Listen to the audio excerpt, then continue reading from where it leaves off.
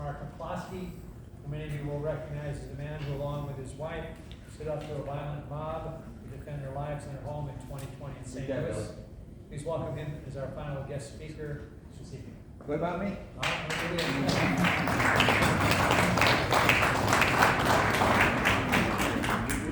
Hello, I'm Mark McCloskey. I'm a lifelong Republican, ardent anti-communist. I've never run for office before, but I recognize something that nobody's mentioned here tonight, and that is that this country is at war. Our very basic constitutional rights are being stripped from us on a daily basis.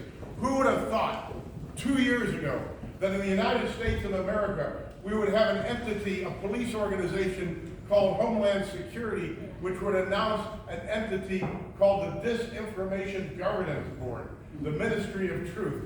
We have a country right now where the President of the United States, the Vice President of the United States, the Majority Leader of the Senate stand up and encourage violence, encourage mob rule, encourage when a leaked report, a leaked brief from the Supreme Court comes out, encourages mob violence. We had Chuck Schumer stand on the Supreme Court steps 2 years ago and threaten Kavanaugh and Gorsuch that if they don't rule the right way, they'll have to pay the price.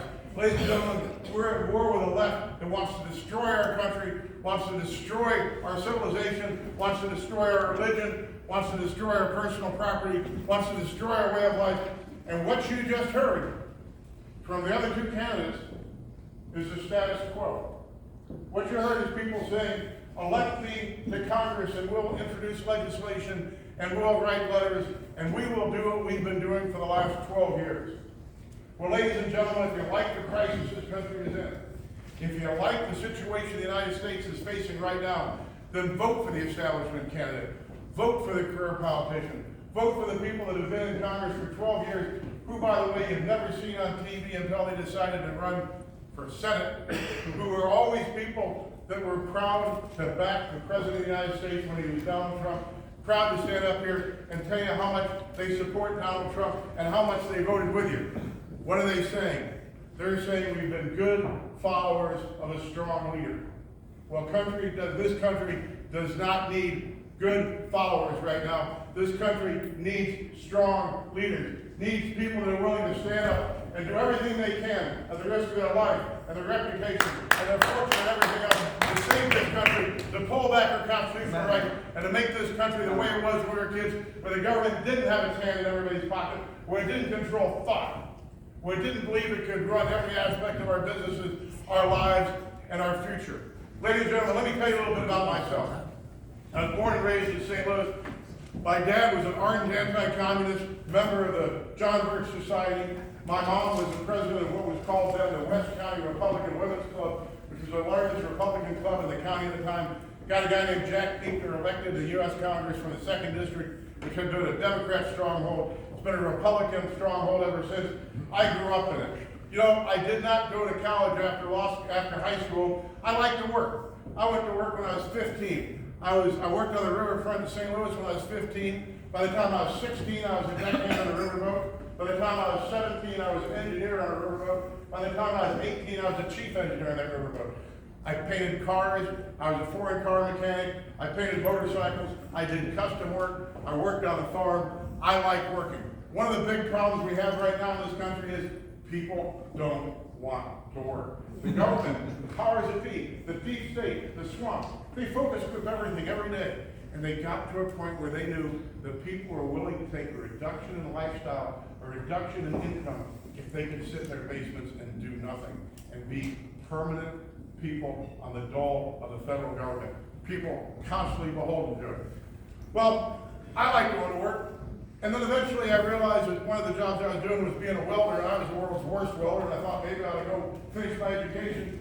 So I went to college, and I went to SMU in Dallas. I got 3 degrees in 3 years. I did real well. I had the highest average of anybody in the country applying to SMU Law School that year, so they gave me my law school education for free. I've been a lawyer for 37 years. I've been married to Patty for 37 years. We got 1 adult daughter. I've tried lawsuits in over 26 states. I have been to the Court of Appeals of the Supreme Court all over this country. I have spent my entire life in the trenches, trying cases, working to support the rights of people that didn't have the money to hire a lawyer that you had to pay dollars to, working for people who didn't have the resources to defend themselves, and that's what I've done my entire adult life. Well, ladies and gentlemen, I'll tell you a little briefly, because I don't have a lot of time, about what got me to where I am here today. You know, when that angry mob came to my door on June the 28th of 2020, God came knocking on my door disguised as an angry mob, and boy, they knocked on the wrong darn door, because my life was building for that moment. I started advocating against communist insurgency in 1977 with Robert Mugabe's takeover of Rhodesia. The first person to endorse my campaign was Colonel Oliver North, because Ollie North and I have been friends for over 30 years. Back in the Iran-Contra issues, we put on fundraisers at our house for Colonel North for his criminal defense fund. Back in the 90s, when he was going to run for Senate Virginia, we put on more fundraisers for him. He was a guy who represented everything that's great about this country. I was up at the University of Maine, Orono, taking a course, and I watched him on TV. This nice, young, handsome Marine Lieutenant Colonel being persecuted by the United States Congress. Some congressman says, "Is it a true Colonel North that lied to Congress?"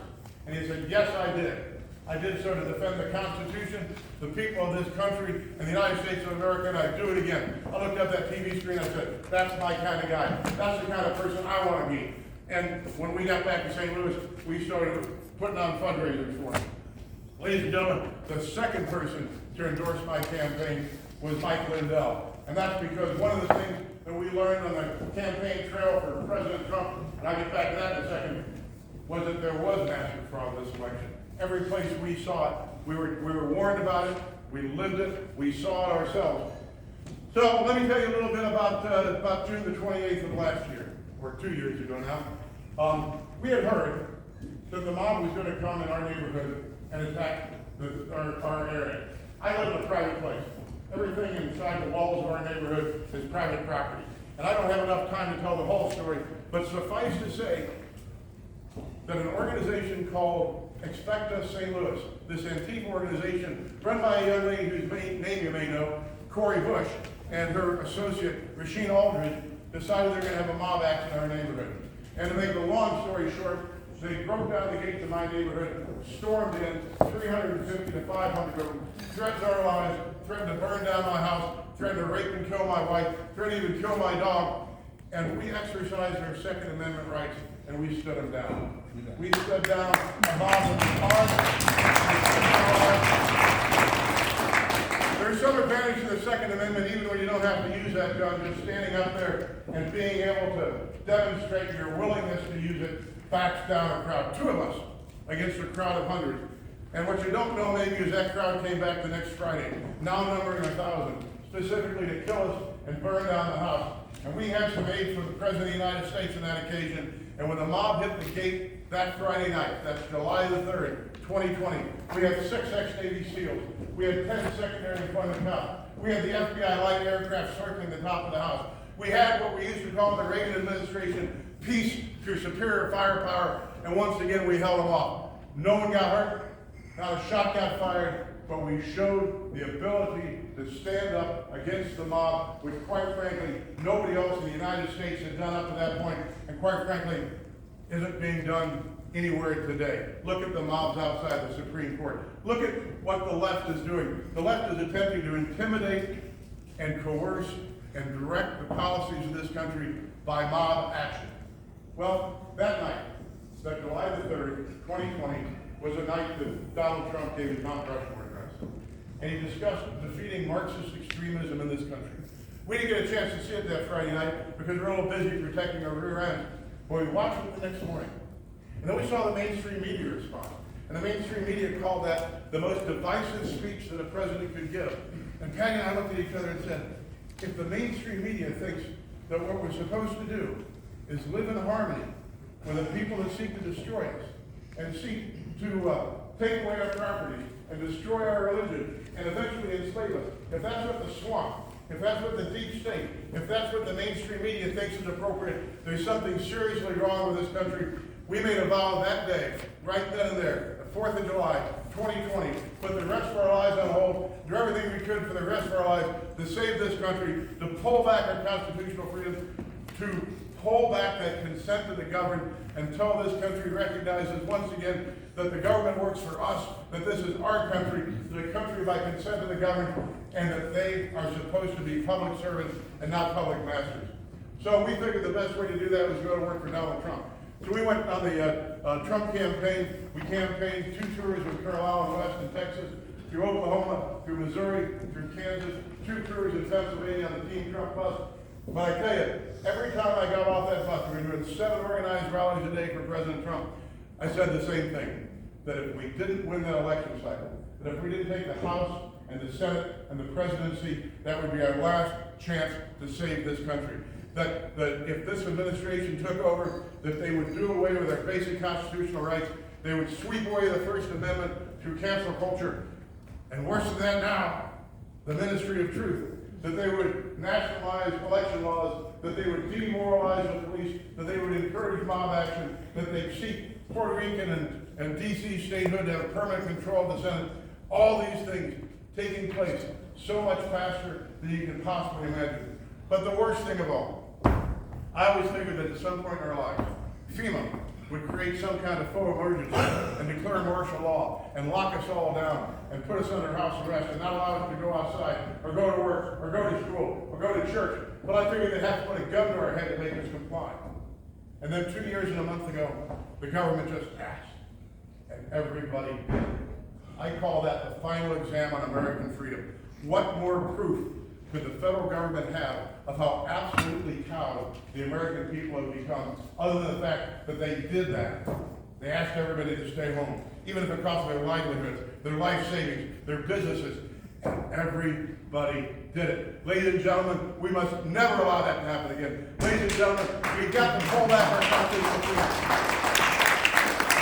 Even though I've got short time, I always recite it. We hold these truths to be self-evident, that all men are created equal, that they are endowed by their Creator with certain unalienable rights, that amongst these are life, liberty, and the pursuit of happiness, and that to secure these rights, governments are instituted amongst men, deriving their just powers from the consent of the governed. And ladies and gentlemen, that's us. We all have to stand together right now. I call this a post-political time in America. The government's not going to help us. The government is going to take our rights away and to increase their power. Big corporations are hand and fist with the government to divide and conquer and reduce our autonomy and concentrate power in the government, concentrate power in their hands. Ladies and gentlemen, each and every one of us needs to stand up right now and make a personal stand for freedom, to say that we will not be sheep, that we will be a free people, that we will withdraw that consent to the government, that we will resist, we will not comply, that when the government issues unconstitutional mandates, and ladies and gentlemen, where is the outrage? When the Department of Homeland Security announces something so totally unconstitutional, so totally contrary to everything we hold near and dear, as the abolition of our First Amendment with a disinformation governance board, how come there are not 50 Republican senators standing on the steps of the Capitol building screaming, this cannot happen, this is the end of our civilization, this is the end of our government, we cannot allow this to persist? And what do I hear? I hear crickets. I hear a few people standing up in Fox and Newsmax talking quietly about how, gee, this is a bad thing. This isn't a bad thing. This is emblematic of the fact that if we don't all stand up right now, we'll lose this country. It will never come back once you give up those freedoms. Ladies and gentlemen, if you asked me 18 months ago what I wanted most in the world, I'd say for the world to leave me the heck alone and let me live out the rest of my life in peace and comfort. But the world has chosen differently. This is something that we feel compelled to do, regardless of what happens in this Senate election. This is bigger than the Senate. This is a movement for the freedom of this country, for the restoration of our basic life. Amen. Each and every one of us needs to devote the rest of our lives to restoring the freedom of this country, to not just doing politics as usual. Einstein's definition of insanity is doing the same thing over and over again and expecting a different result. So if you like our status quo, vote for the establishment candidate, vote for the career politician, and then hold your breath and wait for change, because it isn't going to happen. If you want to save this country, if you want to restore the freedom, if you want to turn this country back into the way it was when we were kids, when we didn't have to live in constant fear, when the government didn't look at our phone contacts, when the government didn't track us through our cell phone, when the government didn't read our emails, when the government didn't control everything we say and do, then you've got to do something completely different.